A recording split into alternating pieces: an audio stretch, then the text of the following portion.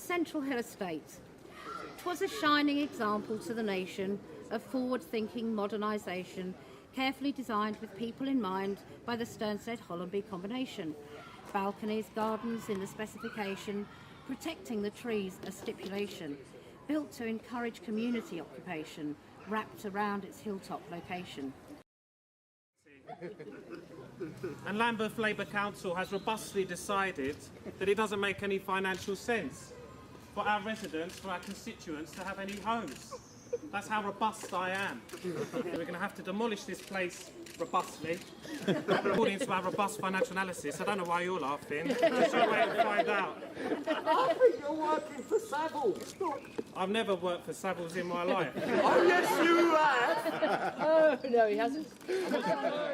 This is Ted Knight. So tell people who you are. Well, I used to be leader of Lambeth Council back in 1978 to 86, at the time when Thatcher was cutting back on local authority spending. And here in Lambeth we decided that we couldn't make the cuts that were demanded, and we refused to make the cuts. And as a consequence of that, we beat the government on that. They conceded, and then they came for their revenge, and they brought 31 Labour councillors in Lambeth before the High Court. They fined us nearly £1 million.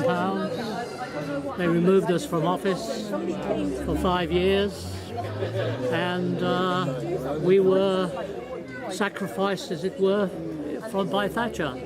But a consequence of that, however, was no cuts were made in Lambeth, and the Lambeth electorate, then working class organisations, then voted in a bigger Labour council as a consequence. So that was our relationship with Lambeth. And I suppose what Lambeth are doing now is not standing up to the cuts. Well, the government, what Lambeth currently is doing is conceding all the way. In fact, they regrettably do believe in austerity. They believe that the present government's policies are correct, and therefore what they do is they rationalise the explanations. And here we are standing in Central Hill Estate, where they are now carrying forward again government policies at the expense of working class people. And so what would you think about alternatives to say that we don't need to demolish, or what are the consequences of this kind of Well, what we found here is that there is yourselves, Architects for Social Housing, ASH. And what I knew as ASH has actually provided an alternative to the council's position, whereby in actual fact people can retain their houses, and they can be improved, and people can stay there and live their lives. What will happen if the council is correct, goes forward, will be people's lives will be disrupted. And I am now reaching an age where I have a great deal of sympathy for the older people, because the older people here who've been sitting around in their homes, building their families, having their friends and community, are now going to be disrupted and pulled out of it. And they will die as a consequence of that situation. And that will be deaths on the hands, and the blood of those people will actually rest with those who are now forcing through these changes. And the Lambeth Council has a big responsibility in that. And what you have done is provided an alternative which people can see is workable and will preserve the community. I think you're doing a great job, and I've heard that you're also helping the various estates throughout Lambeth and also outside of Lambeth. I've just come from a pensioners' parliament up in Blackpool, which covered the country, and I heard references to your organisation there, which were very good and supportive. Brilliant. Thank you very much indeed. What do you think the ASH designs would, compared to the other designs, what do you think is what do they offer?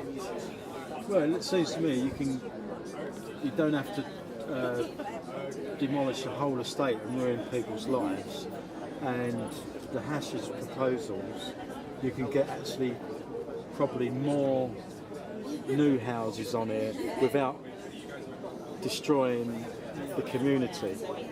And also, if they built the new ones, I don't think they'd get that many more houses on here anyway.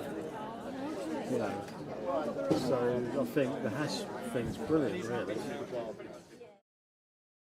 So, I mean, basically, what you've got here is, I mean, you've come up with an amazing set of designs that have got the buy-in of the people, largely, and I mean, the effort that's been put into it, and the detail, and the fact that there's been so much thought and consideration to take care of the original design and layout of the estate is just absolutely awesome. And you know, hopefully we can see sense and we can get these implemented. That'd be the ideal, wouldn't it? Yeah. I mean, what do you think in terms of talking to people? What are their fears about what might happen in terms of their homes if they do go through complete demolition? Well, I mean, you can see the way passions are here. You know, people are petrified about losing their homes. There's a lot of people that are completely resigned to the fact that they're going to lose them because they've seen it happen time and time again across the rest of London. Yeah. But you know, in terms of, there is a core of people that do believe that we can fight and that we can protect their homes and the community that we've got here, which is an awesome community. Yeah. Yeah. And hopefully that we can get behind these proposals. Yeah. Choose adaptation and modification.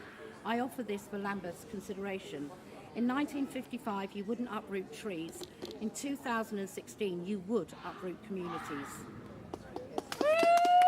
That's amazing. Yeah.